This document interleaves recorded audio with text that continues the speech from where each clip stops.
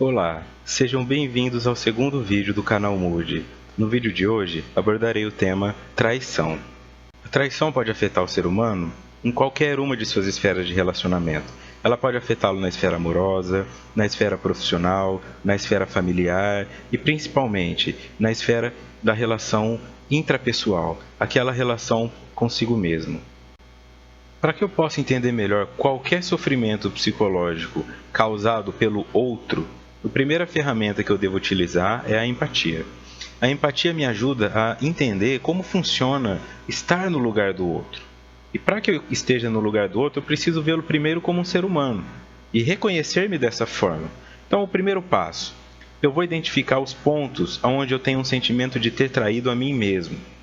Quantos projetos eu fiz, quantos sonhos eu elaborei, quantas coisas eu disse aos outros que eu faria e acabaram ficando no papel. Quantas vezes eu me coloquei em situações de dizer que eu nunca mais faria aquilo e fui lá e repeti essa situação. O número de vezes em que tentou parar de beber e voltou a beber, tentou parar de comer doce e fazer um regime e não conseguiu. Esse aspecto, este momento em que você promete alguma coisa e depois não consegue cumprir, é a base para a compreensão da traição. E já que estamos falando de empatia, é importante ter em mente que um dos principais, se não o principal terror da mente humana é o sentimento de impotência. A impotência fica muito caracterizada pela incapacidade de desenvolver alguma coisa que você gostaria muito. Você queria ter o poder para fazer aquilo, mas não pode, portanto você é impotente. Esse sentimento é um sentimento que ataca diretamente o ego, porque o ego ele tenta nos fazer acreditar, ele busca nos manter vivo, nos levando a acreditar que somos capazes de enfrentar as relações. E o sentimento de impotência trazido pela traição é um dos mais dolorosos no ser humano. Tão doloroso no ser humano que até dentro do Código Penal você encontra brechas para esse tipo de crimes. Se uma pessoa pega outra em um momento de traição, ela comete um crime naquela situação, ela ainda pode se livrar disso alegando que foi um crime passional. Porque este passional relacionado a paixões, quando atingido pelo sentimento de impotência na relação com o outro, leva o indivíduo a fazer coisas que ele sequer imaginava que seria capaz. E como todos os processos que se relacionam à mente humana começam no estado micro até chegar num estado macro, eu devo entender que esse sentimento de impotência muitas vezes tem origem em um sentimento anterior. O indivíduo está lá sozinho, tem um sentimento de impotência diante da relação de conquista com seres do sexo desejado e não consegue lidar com isso. Então ele começa a projetar mecanismos de defesa nesse sentido. A racionalização é um deles. Eu não consigo arrumar uma namorada porque eu sou pobre, ou porque eu sou gordo, ou porque eu sou muito alto, ou porque eu sou muito chato. Ele vai encontrando meios de que aquela impotência o afete menos, tentando achar argumentos racionais para justificar isso. Só que a partir do momento que ele sai da rua, ele enxerga todos aqueles estereótipos que ele tem namorando.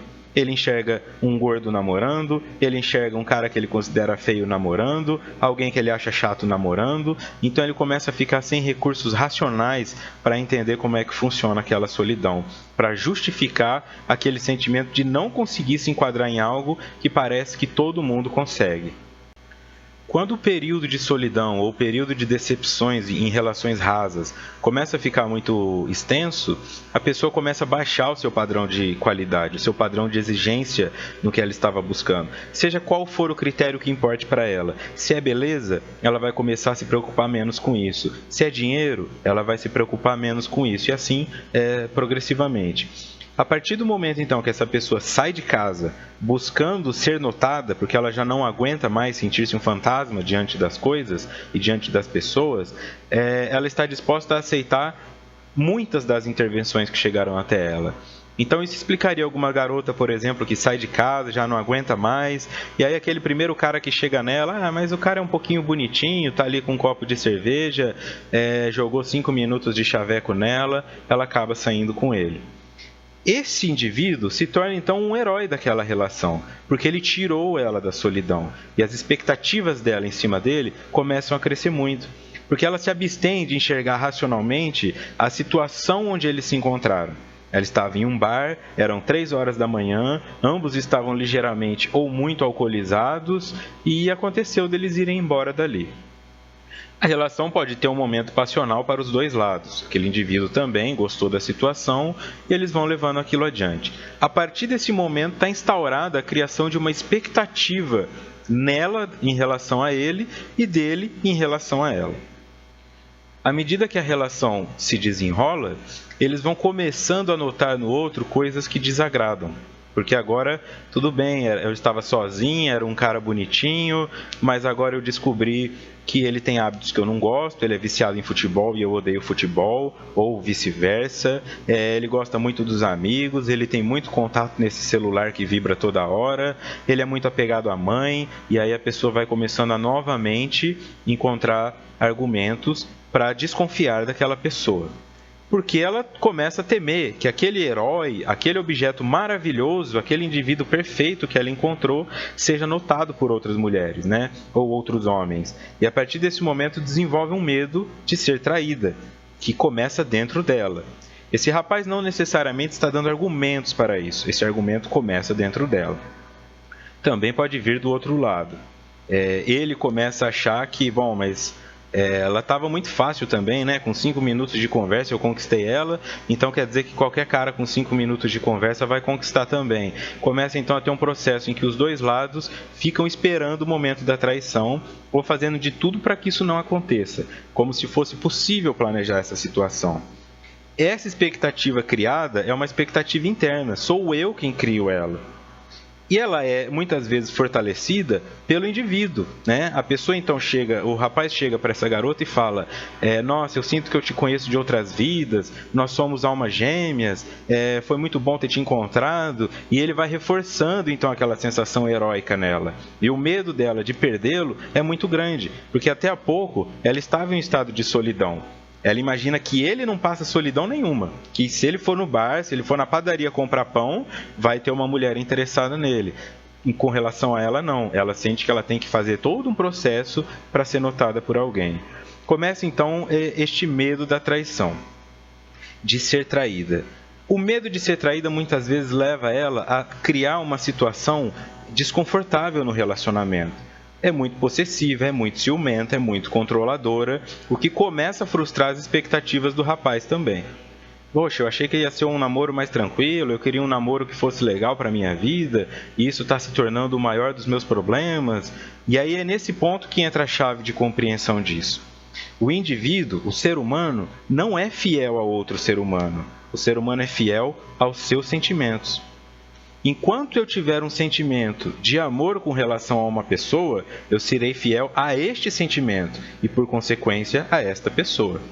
Se o sentimento altera e eu começo a ter o desejo de buscar outras pessoas, em dado momento eu vou acabar sendo fiel a ele.